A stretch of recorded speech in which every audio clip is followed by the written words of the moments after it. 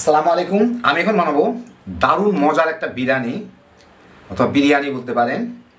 জিনিসটা দেখতে অত কালারফুল কিংবা অত সুন্দর না হইলেও এটা খাইতে যে এত মজা না বানাইলে বুঝবেন না। বিশেষ করে যারা খুব বেশি খাইতে চান, মানে অনেক সময় বিরিয়ানি আমরা দেখি খাইতে খুব মজা, কিন্তু একটু খাওয়ার পরে মুখটা মেরে যায়, বেশি খুব একটা খাওয়া যায় না। কিন্তু যারা বিরিয়ানি প্রচুর পরিমাণে খাইতে চান, এইটা একবার বানায় খেয়ে দেখতে পারেন। এটা খাইলে খালি মনে হবে যে খাইতেই থাকি। দারুণ মজা এটা, কিন্তু দেখতে খুব একটা আহামরি কিছু না, কারণ এটা ধনিয়া পাতা এই জাতীয় জিনিস দিয়ে তৈরি হয় দেখে এর লুকটা অত ভালো আসে না, কিন্তু টেস্টটা অসাধারণ আর খুব সহজেই তৈরি করে ফেলা যায়। আসেন দেখি শুরু করা যাক। আমি প্রথমে একটা মশলার পুটলি বানিয়ে নিব। সেই জন্য আমি এখানে 2 টেবিল চামচ আস্ত ধনিয়া, 2 টেবিল চামচ সফট কিংবা মিষ্টি জিরা যেটাকে বলে গুয়া মৌরি আর কি, একটা জয়ত্রী, মানে একটা জয়ত্রী ফলের আশেপাশে যেটুকু থাকে ওইটা, 3টা তেজপাতা আছে, এগুলোর মধ্যে রাখতে থাকি। তারপর আমি বলি আর 2-3 টুকরা এই যে দারচিনি, আর 2টা স্টার মশলা। এই যে এটাকে বলে স্টার মশলা, অনেকে হয়তো চিনেন না। এই যে এরকম স্টার তারার মতো যেটা, এটাকে বলে স্টার মশলা। স্টার মশলাটাকে আমি ভাঙা নিয়ে নিচ্ছি এখানে, এগুলো দিব। এইটাকে বলে কালো এলাচি, যেখানে কালো বড় এলাচি যেগুলো পাওয়া যায়, সেই 2টা কালো এলাচিকে আমি একটু গুঁড়া করে নিচ্ছি, ভেঙে নিচ্ছি। মানে এগুলো সচরাচর ভিতরে মানে ঝোল টল ঢুকতে চায় না, সেটা ভেঙে নিচ্ছি, এটাকে এখানে দিয়ে দিব। এখন এইগুলাকে বেঁধে আমি একটা পুটলি বানিয়ে নিব, একটু লুজ টাইপের পুটলি, যেটাকে আমি মাংসের সাথে দিব। তাহলে মাংসের মধ্যে এর ফ্লেভারটা বের হবে, কিন্তু এই মশলাগুলো গিয়ে মাংসের সাথে মিশবে না আর কি, শুধু ফ্লেভারটা বের হলে আমার হয়। এটাকে এরকম করে মুখগুলোকে একসাথে এনে এটাকে আমি বেঁধে দিব। রান্না শেষে আমি এটাকে উঠায় ফেলে দিতে পারবো। ব্যাস এইভাবে বেঁধে নিলাম। আমি এখন এটাকে মাংসের সাথে দিয়ে দিব। আমি এখানে 1 কেজি মাংস নিয়েছি। এটা গরু, খাসি, ভেড়া, যে কোনো মাংস দিয়ে করা যায়। একই রকম প্রসেস, একই মশলা এবং একই সব কিছু। যাই হোক, এর সাথে আমি কিছু পেঁপে এরকম গ্রেট করে রাখছি, খোসা সহ, চোচা সহ আর কি, ওইটা দিয়ে দিব, অথবা পেঁপে বাটাও দেওয়া যায়। আমি প্রায় সিকি কাপের মতো দিলাম, 1/4 কাপ, 1 কাপের 4 ভাগের 1 ভাগ। সাথে 1 টেবিল চামচ লবণ দিয়ে এইটাকে আমি মিশায় 15-20 মিনিট রাখবো। এর ফলে মাংসটা খুব দ্রুত গলে যাবে, নরম হবে আর কি, যখন আমি এটাকে সিদ্ধ করব। তো হয়ে গেল মাখা। এটাকে আমি বাইরেই রেখে দিব এই 15-20 মিনিট। 15-20 মিনিট পরে আমি এখন এর মধ্যে দিচ্ছি ওই যে মশলার পোটলাটা আমি করে রাখছি, মশলার পোটলাটা দিতে হবে। 2 টেবিল চামচ রসুন বাটা, তো আমার রসুনটা ফ্রোজেন হয়ে আছে, সেই জন্য এই অবস্থা। 1 টেবিল চামচ আদা বাটা, আদাও ফ্রোজেন হয়ে আছে, কোনো চিন্তার কারণ নাই, ওটা গলে যাবে এমনিতেই।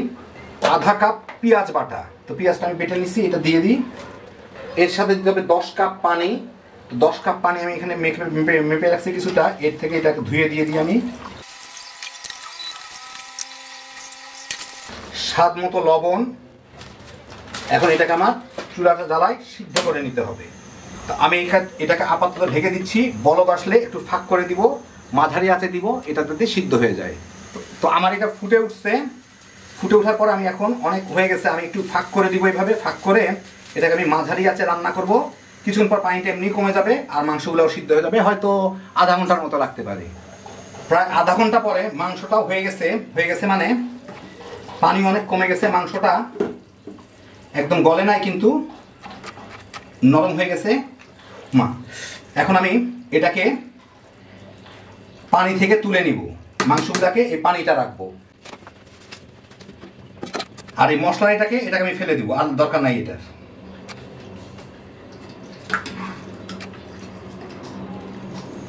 আমি এখানে আধা কাপ তেল গরম করে, রান্নার তেল, ইচ্ছা করলে বেশি দিতে পারেন, আমি একটু কম দিচ্ছি। আমি 2 কাপ পেঁয়াজ, 2 কাপের থেকে একটু বেশি হতে হবে, মানে বড় সাইজের 2টা পেঁয়াজ কুচি করে নিচ্ছি, সেগুলো আমি দিয়ে এটাকে একটু বেরেস্তার কাছাকাছি অবস্থায় ভেজে নিব। পেঁয়াজটা প্রায় বেরেস্তার মতো বাদামি হয়ে আসলে আমি একটু চুলার জালটা কমাই দিই। এখান থেকে আমি কিছু পেঁয়াজ, প্রায় অর্ধেকের মতো পেঁয়াজ তুলে রাখবো, এটা আমার পরে দিতে হবে। উপরে ছিটাই, বেশি বাদামিগুলোই তুলি। এখন এর মধ্যে আমি দিচ্ছি 1 টেবিল চামচ আদা বাটা, 1 টেবিল চামচ রসুন বাটা দিয়ে এটাকে একটু নাড়াচাড়া করে নিতে হবে, যাতে এর ফ্লেভারটা আদা রসুন বাটার পানিটা শুকায় যায়। এই কয়েক সেকেন্ড নাড়াচাড়া করে এর মধ্যে আমি দিয়ে দিচ্ছি 1 টেবিল চামচ জিরা, আস্ত জিরা, একটা স্টার মশলা আমি ভেঙে নিছি, 7-8টা লবঙ্গ, 6টা এলাচি ফাটাই নিছি আর 3টা তেজপাতা দিয়ে এর সাথে অল্প কিছুক্ষণ নাড়ানি করে নিব যাতে ফ্লেভারটা অন্তত চলে আসে এর মধ্যে। কয়েক সেকেন্ড মাত্র, কয়েক সেকেন্ড নাড়ানাড়ি করে এর মধ্যে আমি যে মাংসগুলো উঠে রাখছিলাম সেই মাংসগুলো দিয়ে এর সাথে একটু ভেজে নিব। এই মিনিট 3-4 ভাজলেই হবে। এই 2.5-3 মিনিট ভেজে আমি এর মধ্যে দিয়ে দিব আধা কাপ টক দই দিয়ে এটাকে মিনিট 2 ভুনে নিব। 2 মিনিট ভুনেই আমি এর মধ্যে দিয়ে দিচ্ছি 3টা টমেটো, আমি এভাবে কেটে রাখছি, টমেটো 3টা, একটু কাঁচামরিচ কেটে রাখছি, কাঁচামরিচগুলো দিয়ে দিব, 1 চা চামচ গরম মশলার গুঁড়া, 1 চা চামচ সাদা গোলমরিচের গুঁড়া, কালো গোলমরিচের গুঁড়া দিলেও হয়। এখন আমি এটাকে একটু নাড়াচাড়া করে ভুনে নিব যাতে টমেটোটা একটু নরম হয় আর কি। টমেটোটা নরম হয়ে গেলেই আমি এর মধ্যে বেশ কিছু প্রায় 1 মুঠের মতো ধনিয়া পাতার কুচি দিয়ে দিব। 1 মুঠা আধা মুঠের মতো দিলাম, দিয়ে এর সাথে একটু মিশায় নেড়ে চেড়ে নিই কয়েক সেকেন্ডের জন্য। তো মিশাইলে কি না মিশাইলে কি, এখন আমি এর মধ্যে ওই মাংস যে যাতে সিদ্ধ করছিলাম সেইখানকার পানিটা দিয়ে দিব। এখানে 6 কাপ পানি হয়েছে, সাথে আরো 1 কাপ পানি, 7 কাপ পানি, আর এখানে আধা কাপ দুধ আছে, মোট 7.5 কাপ দিলাম আমি, কারণ আমি 4 কাপ চাল ব্যবহার করতেছি। তো 4 কাপ চালের জন্য 8 কাপ দেওয়ার কথা, আমি একটু কম দিলাম যাতে ঝরঝরা হয়। আর মাংসের থেকে হয়তো কিছু পানি থাকতেও পারে, টমেটো আছে, অসুবিধা নাই। এখন আমার এটাকে একটু বলকে নিয়ে আসতে হবে মিশায়। এর আগে আমি লবণটা চেখে দেখি লবণটা ঠিক আছে নাকি। লবণ পারফেক্ট আছে। এখন এটা ফুটে উঠুক। পানিটা ফুটে উঠছে, আমি এর মধ্যে এখন কয়েক ফোঁটা কেওড়া জল দিব, কয়েক ফোঁটা, জাস্ট কয়েকটা ফোঁটা দিলেই হবে, 3-4 ফোঁটা, তো আধা চামচ বলতে পারেন। এর মধ্যে আমি 4 কাপ পোলার চাল, চিনি গুঁড়া চাল ভিজায় রাখছি, মানে ধুয়ে রাখছি, ধুয়ে মাত্র পানি ঝরা রাখলাম, ওটা দিয়ে দিব। ওটা দিয়ে মিশায় আমার এখন একটু জাল দিয়ে নিতে হবে যাতে পানিটা একটু কমে যায়, চালগুলো একটু দেখা যায় আর কি। এই কয়েক মিনিটের মধ্যে এটা হয়ে যাবে। একটু নাড়ার উপরে রাখতে হবে মাঝে মাঝে, কারণ তলে গিয়ে যাতে চালগুলা জমে না যায়। কিছুক্ষণ পরে এই যে দেখেন পানিগুলা প্রায় শুকায় গেছে, একবার নাড়া দিলেই বোঝা যায় চালগুলা নিচের দিকে গিয়ে থাকে, সেই জন্য আমি একটু ভালো মতো মিশাই নিই একবার। এখন আমি চুলার জালটা একদম কমায় দেই, এর তলে পুড়ে যাবে। উপর দিকটা ভালো মতো চেষে একটু সমান করে, পাশের দিকে কিছু লেগে না থাকে। উপর দিয়ে এই বেরেস্তাগুলো যে আমি অতিরিক্ত রাখছিলাম সেগুলো দিয়ে দিব সব দিকে। একটু ধনিয়া পাতার কুচি ছিটাই দিব চতুর্দিকে, বেশ একটু দিতে হবে। এখন এটাকে ঢেকে আমার চুলার সবচেয়ে কম জালে আমি এটাকে আধা ঘন্টা রেখে দিব, একদম দমে আর কি। তো এই দেখেন আমার চুলার জালটা, এটা হচ্ছে আমার চুলার সবচেয়ে কম জাল, এরপরে কিন্তু চুলাটা নিভে যাবে।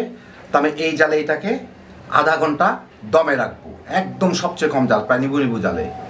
প্রায় আধা ঘন্টা পরে আমি এখন এটাকে আমার গোল করে দিতে হবে। গোল করে দিতে হবে মানে পাশ থেকে পোলাওগুলা উঠায় এনে একটু মাঝখানের দিকে দিয়ে দিতে হবে, যাতে উপরে কয়েকটা চাল অনেক সময় সিদ্ধ হয় না, সেটা যাতে সিদ্ধ হয়ে যায়।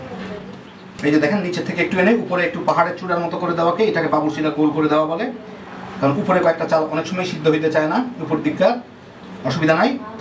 এখন আমি এটাকে ঢেকে চুলাটা বন্ধ করে 10 মিনিট রেখে দিব। 10 মিনিট পরে আমি আপনাদের বেড়ে দেখাচ্ছি। এই দেখেন হয়ে গেল আমার দারুণ মজার ভিন্ন স্বাদের একটা বিরিয়ানি। একবার বানায় দেখেন, এটা তৈরি করা অন্য বিরিয়ানি থেকে অনেক সহজ, আর খাইলে একবার বুঝতে পারবেন কতখানি মজা। দেখতে এটা খুব একটা সুন্দর না, কিন্তু খাইলে অন্য বিরিয়ানির মতো মুখটা মেরে আসে না, প্রচুর খাইতে পারবেন। মানে যারা বিশেষ করে বেশি বিরিয়ানি খাইতে পছন্দ করেন, দেখেন একবার বানালে কতখানি মজা। আর এই ধনিয়া পাতা দেওয়ার জন্য এর ফ্লেভারটা একদম সম্পূর্ণ অন্যরকম হয়, হ্যাপি জোশের একটা জিনিস। তো দেখলেন কত সহজে বানাইলাম। আপনারা নিজেরা খালি বানাবেন আর তামা করে খেয়ে ফেলাইতে পারবেন। আল্লাহ আপনাদের সবাইকে ভালো রাখুন, সুস্থ রাখুন, নিরাপদ রাখুন। ইনশাআল্লাহ বেঁচে থাকলে আবার দেখা হবে। আল্লাহ হাফিজ।